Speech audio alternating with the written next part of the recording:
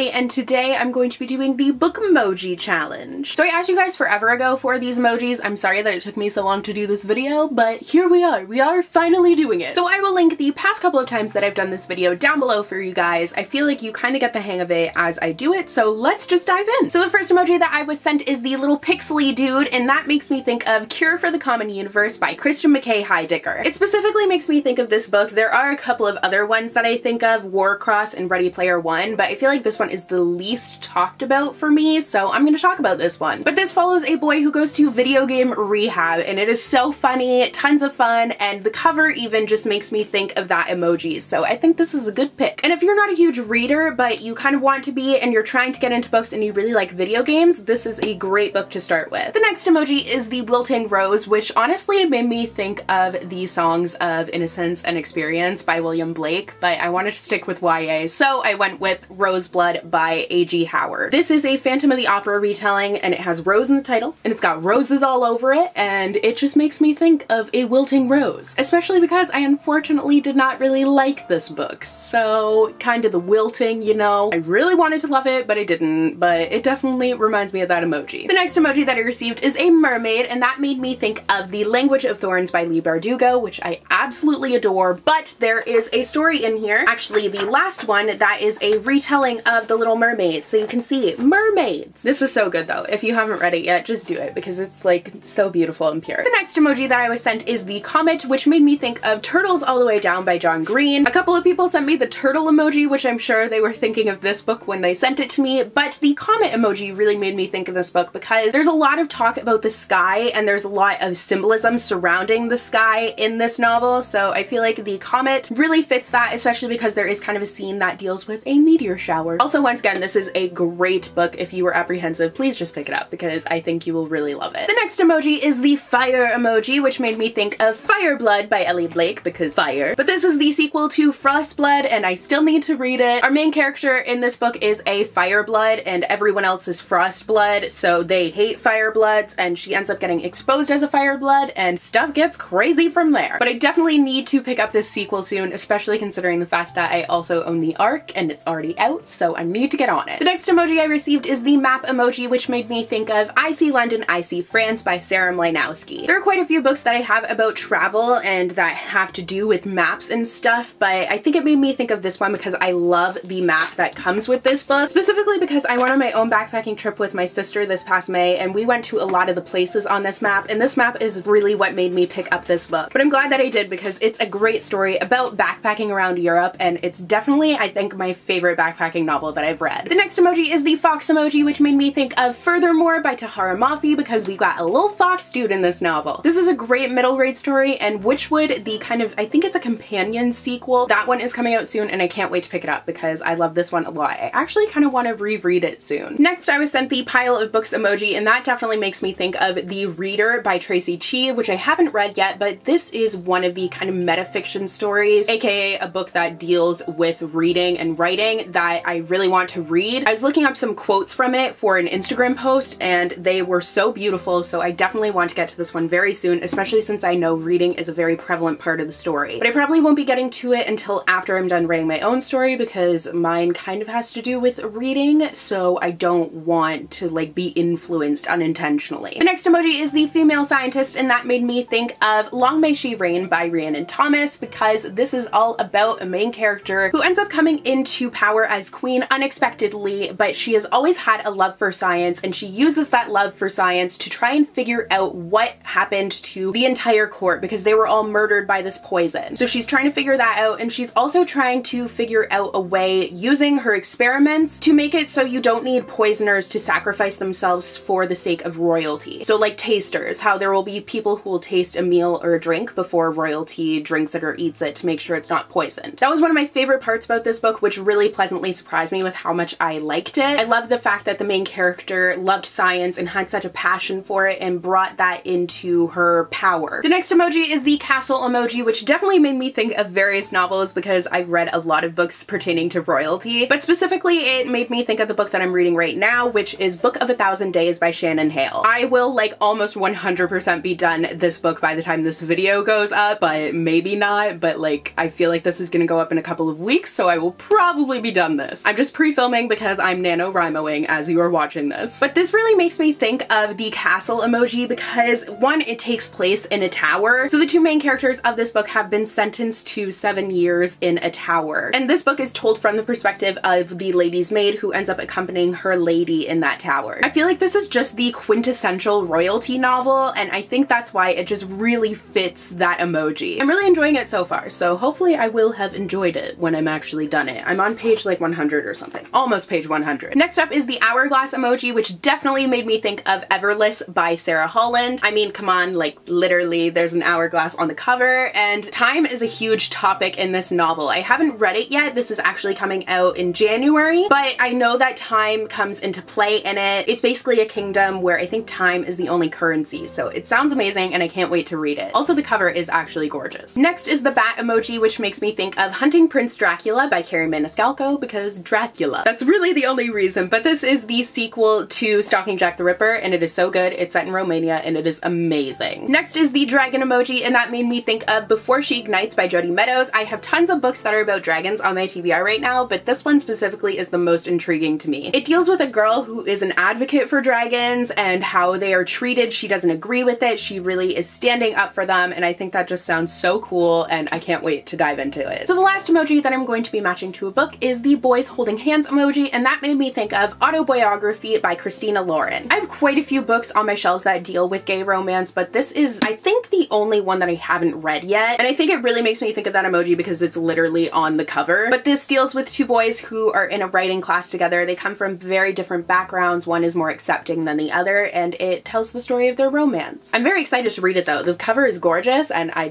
want to dive into it. I haven't really heard anything about it, but we'll see. So that is all for the Bookmoji challenge. I hope you guys enjoyed this video. If you did, don't forget to subscribe. I put out new videos every Monday and Thursday. Don't forget to follow me on my social media as well. If you wanted to send me emojis next time, you can follow me on Twitter. My Twitter is @HailesandBookland. You can also follow me on Instagram because maybe I'll ask for some emojis there just to switch it up. But my Instagram is @HaileyandBookland. So thank you guys so much for watching today's video, and I will see you guys in the next one. Bye!